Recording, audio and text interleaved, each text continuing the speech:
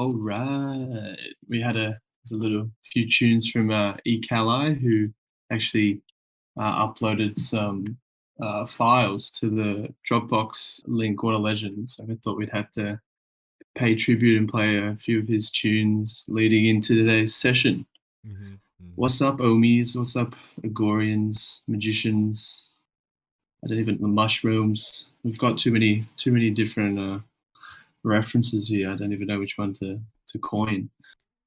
Let's go. Hey. Okay. Sir John. Good evening. Good afternoon, sir. Hello. Hello. Hello. Hey, how's it going? Good.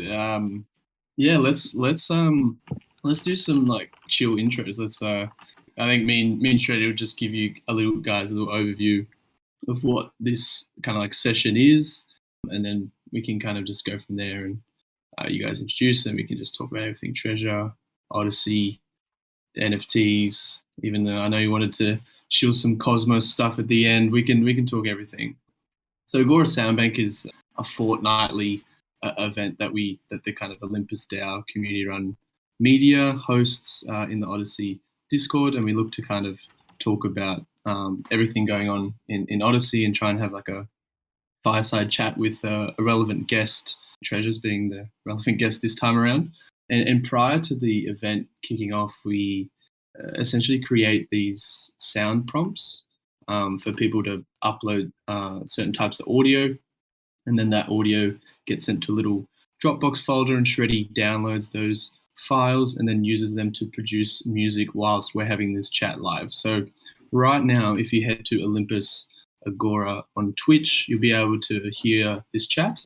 Plus, you'll be able to hear Shreddy ripping into the production, producing things with what people have sent in. There's some pretty cool sound prompts that we can kind of go through them. We should have paid for our submissions today. There's too much value. We have a special guest. It's Ekali, right? And he submitted some very, very impressive samples. So super happy to get started. 100%. And we can just kind of use that as a segue into you guys over at Treasure. Take it away. Mark's yours. Yeah, I'm John. I co-founded Treasure with Utah when the loot derivatives were happening. My day job is I'm the head of growth at Osmosis, and then started foraying into NFTs. We have a huge team now, so my contribution to Treasure is pretty limited, but we're just trying to build like a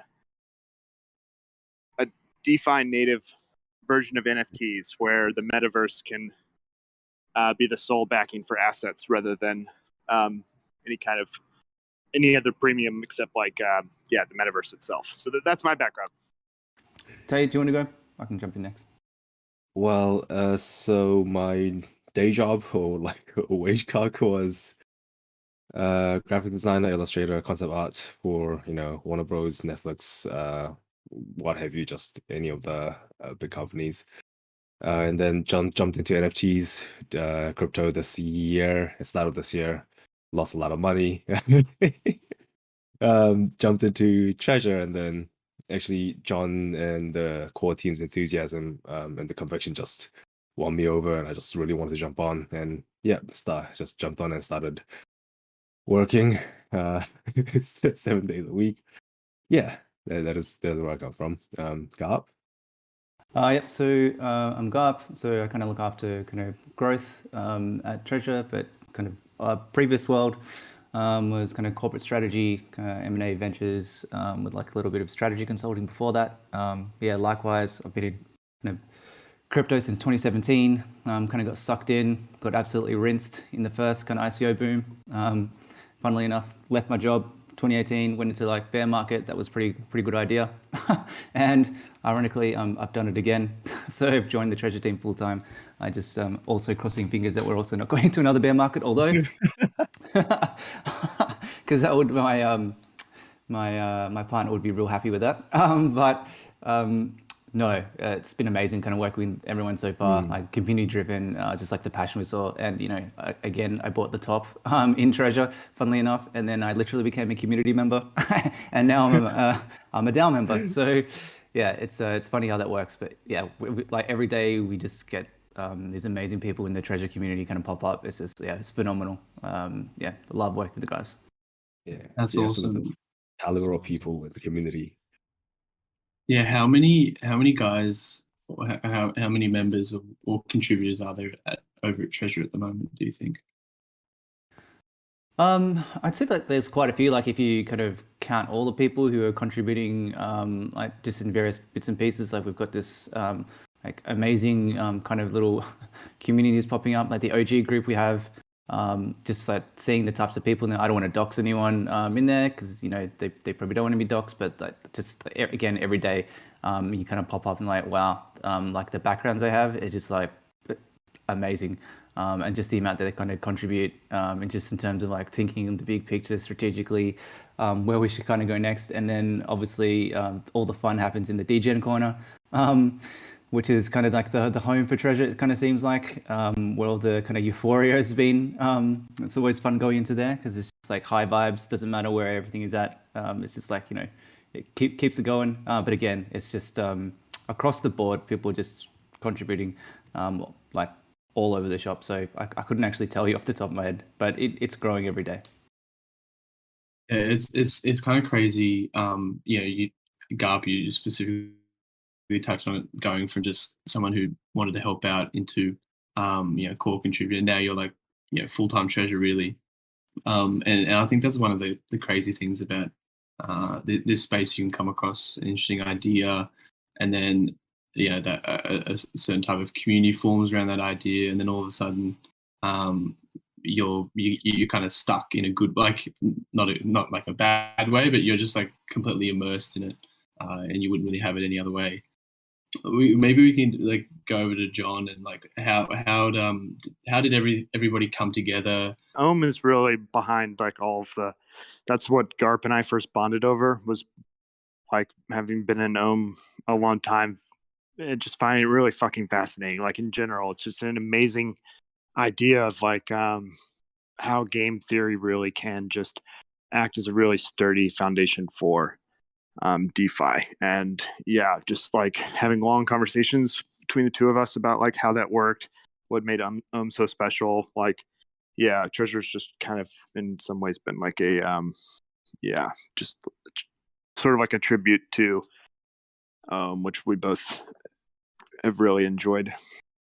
Yeah, and just to build on like the community that Ohm has, I think is like amazing. Just like the amount of talent, just being in there from like the early days, and kind of seeing that blossom from like when it was first like 200k APY. I'm still like super dirty because I missed out on like the initial like Discord offering for like an hour. Pain. I've been coping ever since, but I've been like I've been in the Discord like floating around, and yeah, just like the amount of talent you see kind of pop up with Ohmies, and just like the general good vibes, even to this day, despite like all the FUD, all the FUD, like all the forks, everything. It's amazing. Something to kind of aspire to from that sense. Like the community building is really cool. Absolutely, yeah. And sorry, not to like just add, it is like there was like a very clear shift between DeFi 1.0 and 2.0, and like people might say it's like, oh, because now we're focused on like creating long-term liquidity incentives rather than just mercenary farming. But I think it's just like in the character of these communities too. Like almost one of the first DeFi communities that really pegged itself on being like a wholesome group-oriented thing. Like not just in the mechanisms, but like in the Discord and like how everyone interacted online. It was just a huge breath of fresh air to see like a DeFi that wasn't, everyone likes DJ and Spartan, but that like didn't just like embrace that like nasty mentality or whatever. Yeah.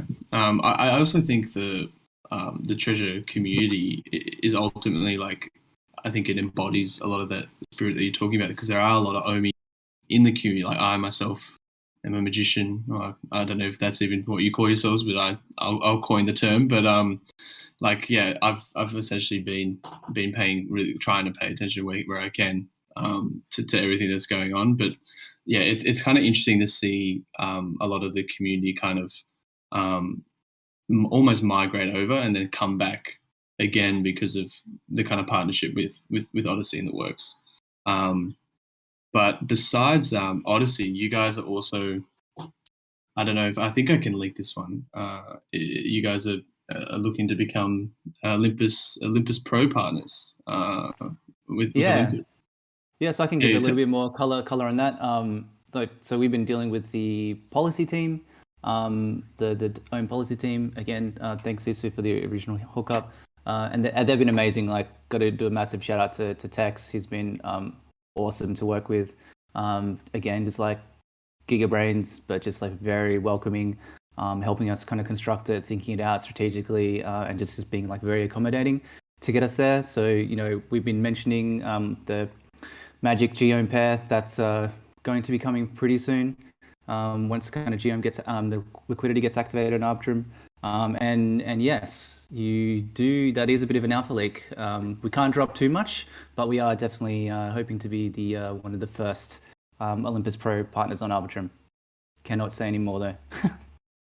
Also, you guys were one of the first protocols to essentially advocate for a OHM LP against your native token.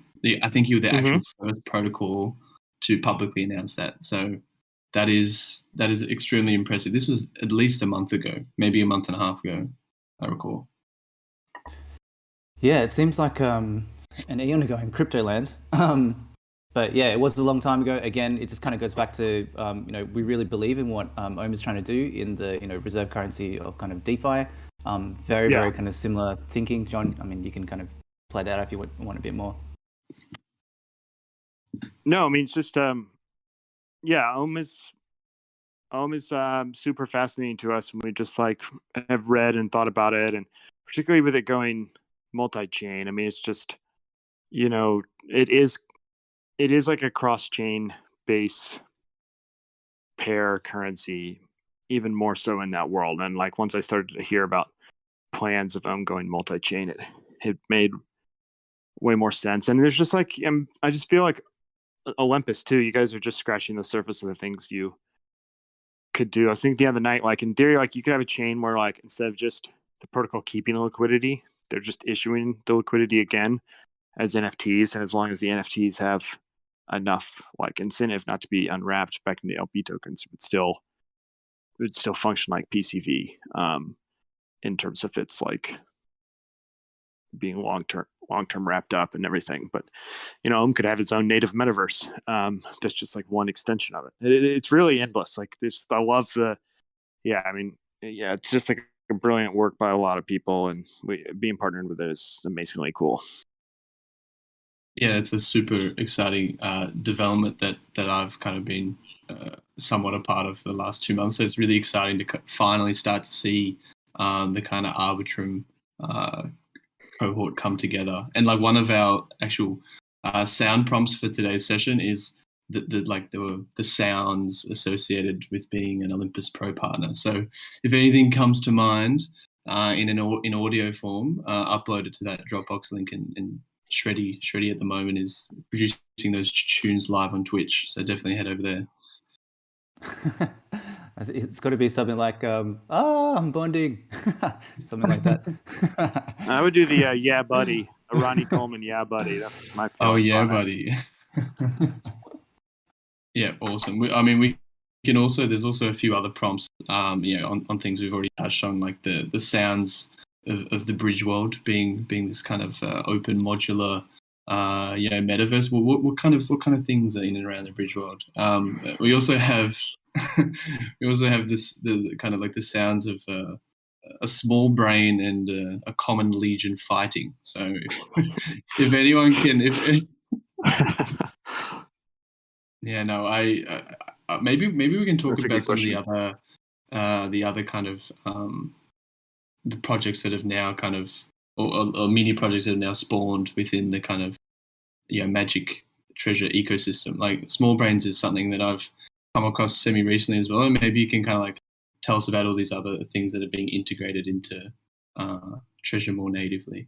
Yeah, Small Brains is just like a really bad joke that we went for and are having a lot of fun with. but it's like a little monkey, and you can stake it to earn IQ. And as its IQ gets bigger, so does its head, and you can get 6 different head sizes. And then like the more that people are staking in general, the land is upgrading. So like the monkey society is becoming more advanced. So they're like, the monkeys are up to 50 IQ right now. So once they get to 300, we're gonna like reveal some new lands, and like Shit. yeah, their items can be like put together. But it's just like a silly thing. We've been having Yeah. fun doing. You're If selling mon- if yourself. monkey- Sorry, go. Yes.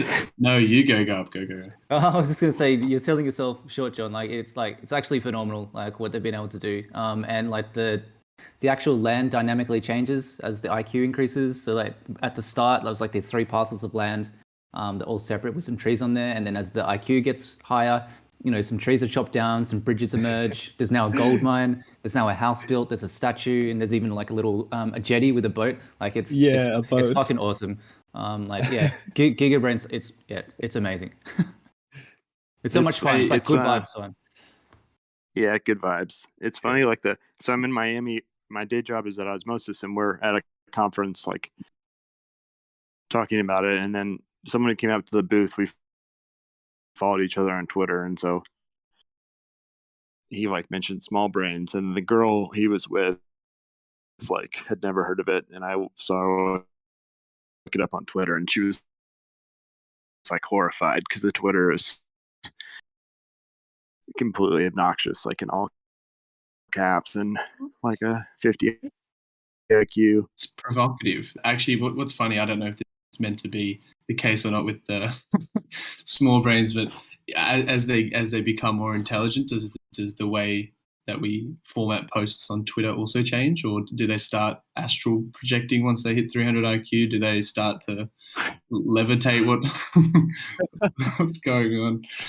I just want to commend the storytelling kind of attached to this whole ecosystem. It's amazing the ability that people, like when people have like an open canvas, it's just amazing to see so much like creativity spilled all over and kind of creating something super unique. Maybe you guys can kind of like touch on that kind of storytelling process, and is there kind of like a specific Gigabrain group who are very much the storytellers, or is it kind of like a kind of community consensus thing like stuff? Just before we kind of move on, I just wanted to kind of loop back into your the end of your prior question, because I don't think we touched on that, which is like a really important part to us, which is like the partner integrations and how we kind of work with them. And so like Small Brains is definitely one of them. We've got a couple of others as well. Like Life is going to be a massive one. I'll kind of touch on that in a sec. But you know, the view is that like everything kind of links back into the Treasureverse and back into Magic in some way, shape, or form. And so, you know, when we approach partners and when partners approach us and we kind of work together, like the whole composability aspect of it is really like the interesting part. So it's like, how can we create, you know, turn treasures into something like consumables that then become value within both ecosystems? And how can we kind of nearly either underpin that with Magic or use Magic in a way that, you know, creates kind of this network effect for demand? And Small Brains is definitely, going to be a key part of that, as is a whole bunch of other things that we're working on, you know, Small Bodies, also Getting Bodied, Life, which Jumpman, who's amazing, another kind of Gigabrain from the community that we've kind of been working with. And, you know, for those who don't know Life, that's these kind of dynamic NFTs that like a real life kind of go through and evolve through the 8 stages of life. From like a baby all the way through to, you know, eventually getting old and dying as well. And you go through these various iterations and there'll be a productive kind of set of stages like you are in real life, kind of, you know, late teenagerhood, where you actually start getting a job, potentially start earning. What they earn is, we're still working that out, but it'll be productive and it'll be like definitely looped back into the treasure ecosystem. And it's just going to be really cool. And likewise, we're taking a very similar approach to Shrooms, and there's a couple of other kind of big partnerships that we're working on as well, which we'll hopefully be able to announce relatively soon. It's changed a lot. It's like really pushed, like, because initially like Magic was worth like 1 cent or something, and then 2 cents, and then we were like, oh, we'll just make all these metaverse projects. They'll have their own Magic farms and stuff. And then it like went up to $2 or whatever, and since we were trying to give everything away for free, we can't like mandate. If we mandate that these games, like if you need Magic to do things, then we're basically just charging people. So how do we the newest ones to come are also free to play. We're still working on that, but that's a work in progress. Oh, interesting. Yeah. So the idea might be to kind of allow people to come in from all different angles, and then in order to pierce that different kind of ecosystem within the larger ecosystem, there's like maybe kind of like barter or like exchange kind of system of sorts. Is it, or like I really like the idea of kind of free. I think free to play is super important. I don't think models with kind of this pay to play, I don't think they're sustainable. They're very kind of extractive for players, I feel. So I think that's a really important point you guys make, and I think that's an exciting path to go down.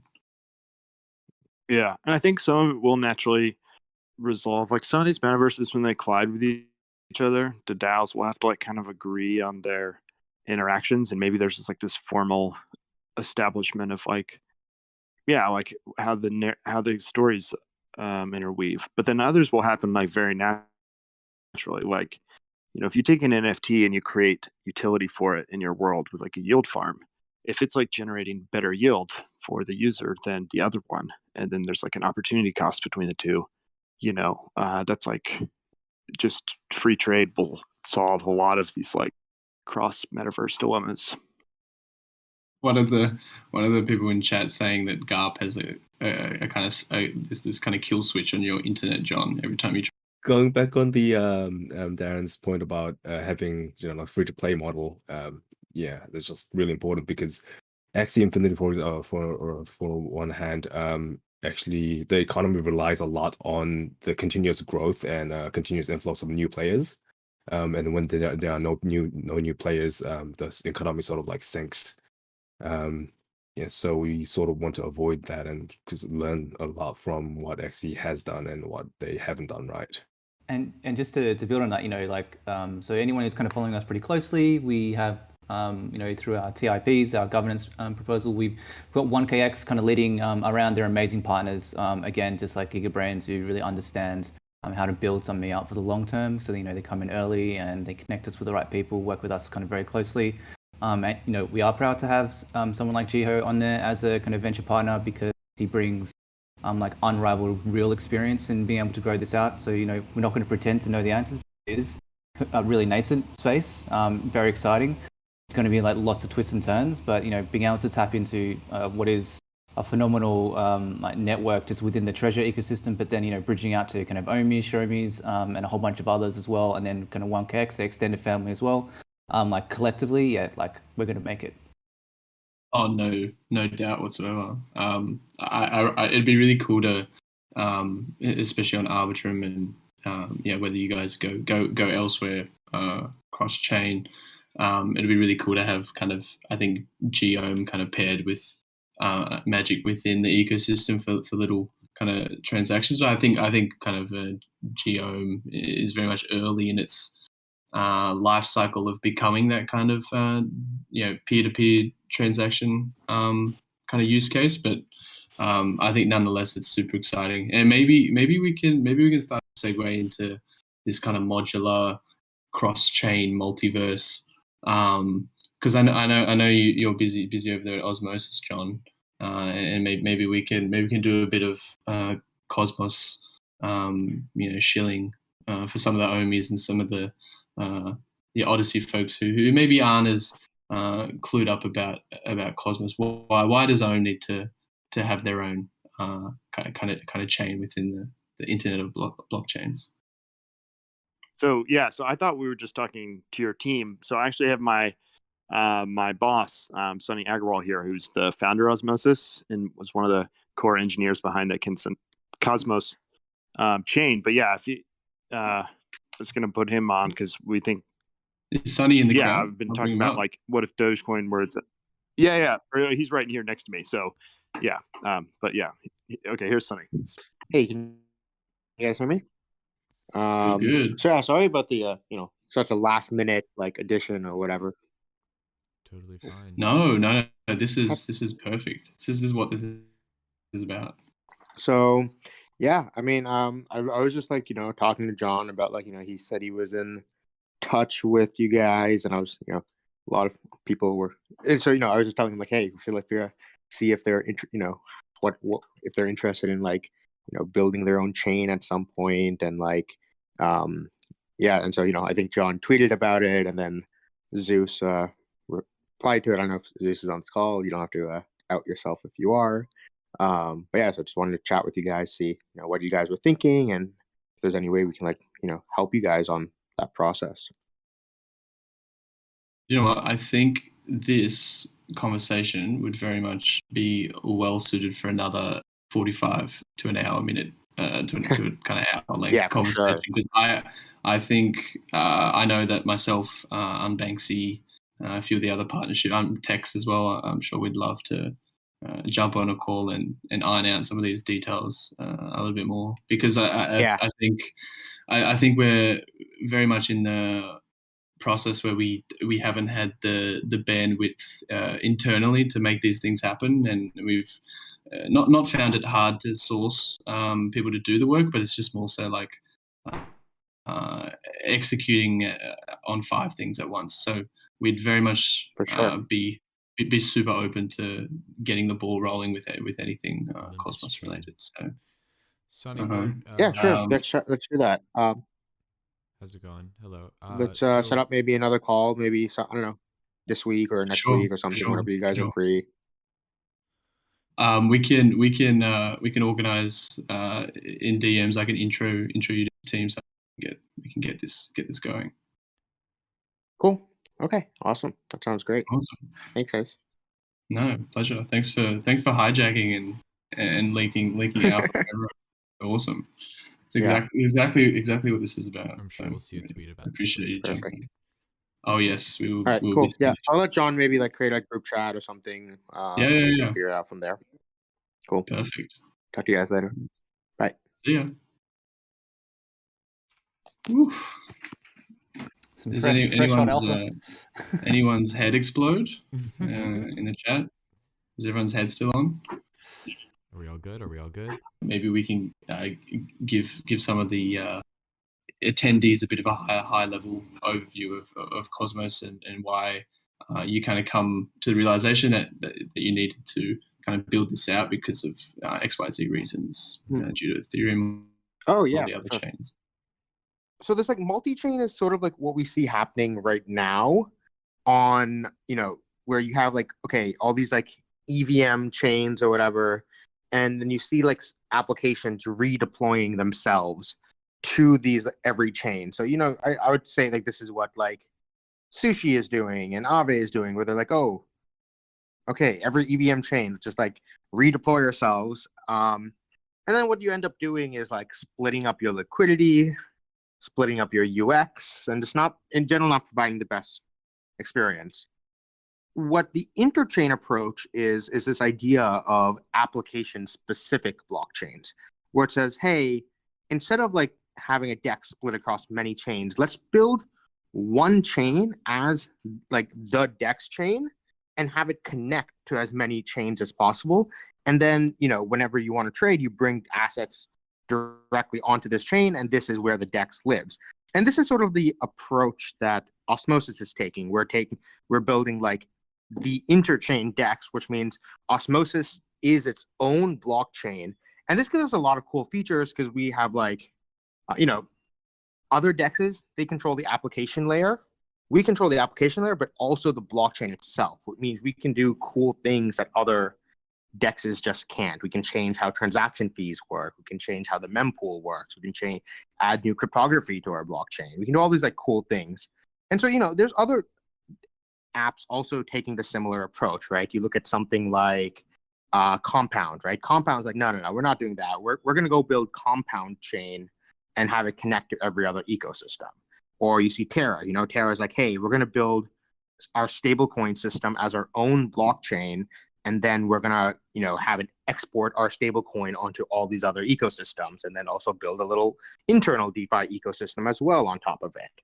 And so, that's sort of like the opportunity here, where it's like, hey, how does Ohm become, instead of being like on one chain or on like Ethereum and trying to spread out, or like trying to redeploy across multiple chains, like, no, why not build an ecosystem around Ohm and then have it connect to everywhere else? And have this like Ohm token flow out into more ecosystems like that. It's sort of like a way of like, instead of taking the platform risk by choosing to build on any specific platform, you build your own chain, and now it's like your platform that you can do whatever you want with. That makes total sense. Yeah. We need to take this to an actual call at some point this week. Let's do it. Cool. We'll organize it. We'll organize it behind the scenes. I'd love that. Cool. Awesome. Sounds great. Thank you, Sunny. Thanks for heading out into the hallway. I think you can come back inside now, John. I think it was a KBP issue with the sound audio. Yeah. So I think you're all good.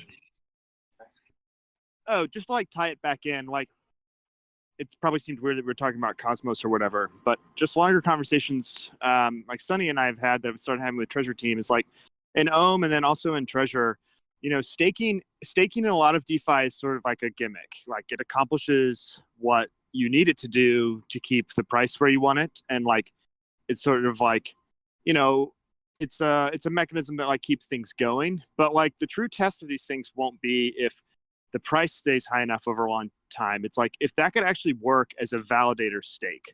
So like the entire consensus of the protocol, it never gets upended by malicious attacks, then like you have invented a staking mechanism in DeFi that is like truly durable and lasting. So it's interesting to think about these protocols where staking is such a core component. Like, okay, if it functioned as its own chain, does it actually have a solid economic security assumption behind it?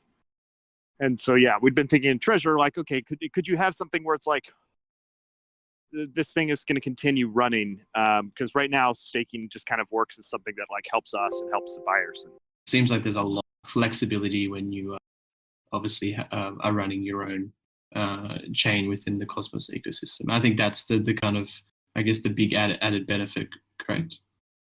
Is having a lot more control over how modular things can be and how flexible you can be with design and future design. Yeah, anywho, I know Gaarp wants to wring my neck now because I've talked about Cosmos a really long time, but no, this is all great alpha. I mean, it's a nice segue into John has kind of mentioned this, and we've been chatting kind of recently, like big picture, like where we could take this, and if you kind of play out the theory around Magic as a reserve asset, Treasures as kind of the resources, like how can we create like the underpinning infrastructure for the broader metaverse, and thinking it conceptually and kind of abstracting it as like a network, and how we kind of plug into the various networks and kind of support that is definitely kind of within aligned with kind of where we would be thinking long term. So we've got to work through these various phases. As we mentioned before, it's such a nascent space at the moment. Like it's really hard to kind of plan out that far, but that's definitely kind of one thing we're looking at. So yeah, it's a good segue. Yeah, I just want to also, being kind of within Olympus DAO specifically, I just want to thank the Odyssey for letting us hold this session every fortnight and talking to some really interesting teams and interesting things being built out in the space. So just want to shout out all the Odyssey mushrooms in here, just giving us this space to hold content for everyone. No, thanks everyone. Yeah, it's been amazing to work with just the broader like Ohm team, the policy team. It's been like Jet again, Takes and Co. Just been amazing, and the Odyssey team again, just like gigas and like everything's just been really welcoming so far, and just like amazing ideas, but just focused on all the right things in what can be a pretty prickly space at times. It's just it's a breath of fresh air to have bright minds coming together. Yeah, it's I don't want to continue to coin the DeFi 2.0 term because I think we can come up with something better, but it's been really interesting to see, like, I don't know, I think the team ethos in a lot of these newer protocols has been like there's such a kind of contrast between some of the OG protocols, at least now, in terms of, like, I guess the formation of talent has been a lot kind of quicker, and I think that's probably a bit of a byproduct of the space growing so quickly and allowing, like, there's more kind of tooling for people to come together. So I think it's still important to, like, I guess, not kind of separate the two, because I guess at the end of the day we're all in this together, so it doesn't make any sense to kind of play like DeFi 1.0 or DeFi 2.0 against each other. I think it's just like there are some people who obviously will, you know, kind of do things a similar way because they feel comfortable doing it that way. But at the end of the day, I think we know that coordination games work. So 1 + 1 = 3. So we need to kind of carry that kind of ethos into everything we do, whether that's, you know, cross collaboration or you know, moving into things cross chain. It needs to be definitely collaborative at heart. Yeah, and NFTs, right? I mean, kudos to Odyssey for just being in a wing of a DeFi protocol and seeing like how big NFT DeFi is going to be. I mean, it's just this is like the early days for all of it. But I think a lot of not to use the 1.0 2.0 thing, because we're all in it together and stuff. But you know, there are some DeFi protocols that are dragging their feet on seeing like the relevance of NFTs to that space, and Olympus isn't, and that's really neat. I think that's going to pay huge dividends later. I think something just to chime in on there, John, is that maybe not so much dragging their feet, but execution and vision. It's sort of once someone sets down a specific pathway, they can often become wed to what they're doing, and I think it becomes part of serving the audiences that form around that. Yeah, absolutely. Yeah, and no one really knows like where it's going to go from here. My hunch is like NFTs. Everyone's thinking about them as collateral, which will be huge, but they are, you know, they'll probably function more like governance tokens. Maybe they're the first like cross DeFi product governance tokens that we see. And they act as like a form of authority or, you know, tribalism, but in a good way. I saw a really interesting take the other day saying like, you know, this is the first time ever in history where you have like a permanent contact information for someone. And I hadn't thought about that as much as I'd seen NFTs in the last few years, but you know, you can't like depend on someone's phone number or house or email address always staying there, but they are on the other end of that NFT probably for the rest of their lives. That's going to be that, seeing where that crosses over with DeFi will be super interesting. I think probably like the other thing that like really excited me about Treasure in particular was that it was kind of at this intersection of kind of DeFi, like metaverse and NFTs, like, and without, you know, at risk of using all the buzzwords altogether, like they all have like very specific meanings. You know, a lot of us were part of DeFi Summer, like we kind of learned the hard way through DeFi, aping into kind of random stuff, but like being really interested in like in financial primitives. But like at the end of the day, that's like an extremely small niche for people, and there's only going to be certain people who are interested in that because like it's extremely complicated for a lot of people. And we learned that when we were building out our community that, you know, there's lots of people who didn't know how to stake, let alone LP, let alone bridge to an L2. So it's all a learning experience. But I think NFTs have onboarded a whole new wave of people who definitely aren't crypto native necessarily, but they bond around, you know, this kind of sense of belonging and community of interest. And, you know, NFTs as this kind of construct which can bring value to something that's otherwise unproductive, whether it's through ownership or, you know, yield, a whole bunch of other ways. It's just, you know, it allows us to kind of step into a much broader market. And then likewise with metaverse, I mean, you know, obviously you've got all of Silicon Valley and kind of everyone kind of wanting to jump on in board because it's this kind of parallel kind of digital life that we run rather than just being kind of AR, VR. But, you know, you combine all those things together and you can see this humongous market that is going to be built out, a Web3 enabled kind of metaverse with kind of DeFi NFTs at the core. Yeah, for sure. Yeah, I mean, like today I was at the booth for Osmosis, like this woman came up and I was trying to explain what we do, or an AMM, and I could see her eyes kind of glazing over. And somehow the topic shifted to the Kong's Genesis. And she was saying these things are so amazing and you can earn 100 bananas a day, which is this passive income. And I was thinking like, okay, this is actually, you're talking about DeFi, but you're not like, I was just thinking that like, okay, yeah, this is going to be the user base of these products is going to be like 10x what DeFi is, because it skins it in a way that like brings in community and provides joy to people, and it's just like it is more intrinsically valuable than the older DeFi protocols. I think things like virtual banana as currency is more like tangible and fun than trying to figure out how to create thick liquidity and explaining that there needs to be this thing for two people to make a trade kind of thing. Very interesting compared to being like, I stake this, I get banana, right? It's a lot more like novel and like makes people kind of excited. It gets the right kind of circuitry going. Mm-hmm. I think there are two really strong points there as well. Is that with what you said about skin there, John, in that it not only reskins it, but having the wider audience of being able to identify it, but it helps people make better decisions about their own finances if they're relating to a financial product. So it's not just the reskin, but it's the entire recontextualize of this, which I think everyone, this is one of the buzzwords again, but gamification of DeFi and financialization of gaming. Like, why do we want to make education boring? Like, let's try and make it interesting and make it rather than obfuscate everything and make it super convoluted and hard to access. Make it not gamify everything, but at least tap into what people actually enjoy. I'm looking forward to the day where I can send my small brain in real life school. And it's just a classroom of SMOLs all learning together, creating like new constructs and primitives collectively. That's kind of where the world is going in a lot of ways, like just living kind of digitally, and the COVID shutdown has kind of accelerated quite a lot of that.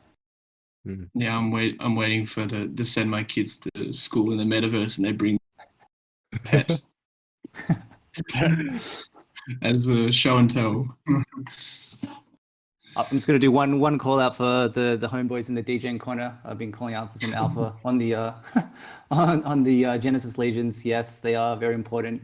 There will be no other Genesis Legions created, so you need them. Very important. That's about as much as I can say. Ooh. I did want to say, just to add at the end, I try and say this anytime we're talking to anyone about Treasure, but just a huge thanks to like our community.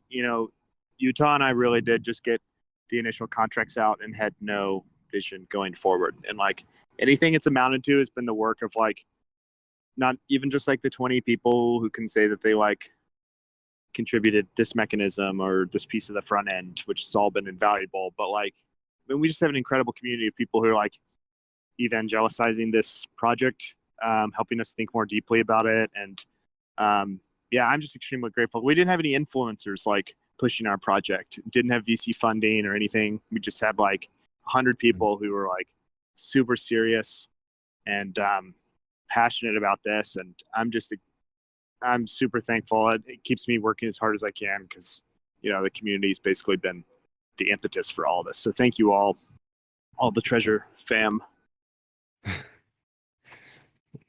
John's vision and the Treasure Discord community's just enthusiasm just rolled together and became a lot of this today. It's just great to see every time that like whenever we just jump into the Discord and then see people just talking about Treasure and helping each other, it's just makes us work harder. It's just great to see. Yeah. Awesome. Well, without further ado, I think we can leave it there and we push people to kind of listen to that tune on Twitch to close things out. What do we say? Damn, what an amazing, excuse my language, but what an amazing interview today. I was wrapped up in that, but here we go. I want to almost call this one Bridge World because it kind of, to me, like I'm imagining multiple, NFT communities interacting with each other, and I think you'll see the split in the song in a minute. Okay, here we go. The space between the real world and magic.